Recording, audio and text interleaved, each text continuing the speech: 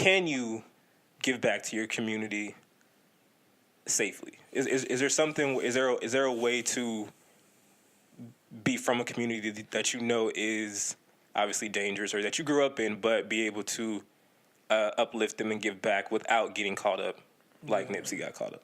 Yeah, it's so tough, man. And you guys know you come from the same area as me, if like literally streets away. Yeah, streets. It's tough, man. First of all, I want to say, you know, sadly, I never heard any of Nipsey's music. Not one song, not one lyric, nothing. And I'm eventually going to get to listening to his stuff. But anytime he came out in an interview or he was spoken of, he just had this dope vibe. He just seemed like a good dude. And he seemed like that hood dude that everybody knew. Where, like, you know, on TV, every hood dude is portrayed as, like, this scary dude that's always serious and always tough. Yeah. There no fucking hood dudes like that. Why would they be serious all the time? It's fun. They're making money. They got girls. They're happy. And Nipsey just seemed like that good dude that was doing right for his community, so I always respected him. I always really liked him.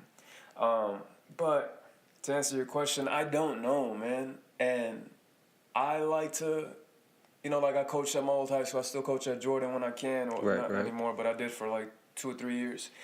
And even then, like I feel like I would have to be cautious. I feel like I couldn't drive a certain car. I felt like I couldn't let certain people know where I lived. It's just this weird feeling of like, I'm trying to protect myself. I have a family. I just want to be cautious because I never know what somebody else is going to try to get from me because of what they think I make. Right. So I don't know, man, and I don't know the proper way to do it, and I feel like everybody that does is in some shit. So what do you do? Would it be better to help anonymously then? Do you think it would have the same impact if you did that way? I don't think so, because the reason he touched so many people is because they could see him and they could see that he looks like everybody else, he talks like everybody else, and everybody likes the dude that came from the hood and made good, right? Making money, he's got a beautiful girl, got kids, he looks successful, he's happy, he's going to, you know, sit in front courtside at Lakers game. It just looks great. And I think people aspire to be there and they want to do better when they see that he's still in the hood and still helping out. But then you got these fucking dudes that just can't help themselves.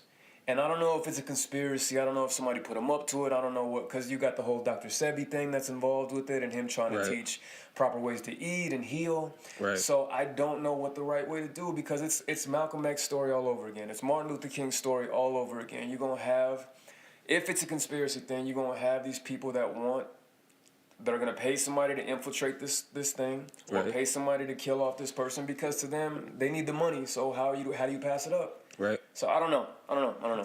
There, I guess to put a whole, like, to give backside to Nipsey's story, Nipsey was, and obviously a very successful rapper, but before that, he was from 60s. So he was a Crip. He was a gangbanger. He has never denied that. He's never hid it. But he was one that was very open about his gangbanging. And he was someone who understood what he had to do. He was a hustler. And he understood that he hustled to provide for his family and his people. So that's something to where it is kind of crazy, because while he was gangbanging, he was doing it for his community. He was doing it for the people he grew up around, and of course for himself. And then you leave that, not really leave it, because obviously you're still a part of it. Yeah. But you know, you grow to become something beyond that, and then you go back to your hood. And I feel like the whole, what Mark said about, can you do it anonymously?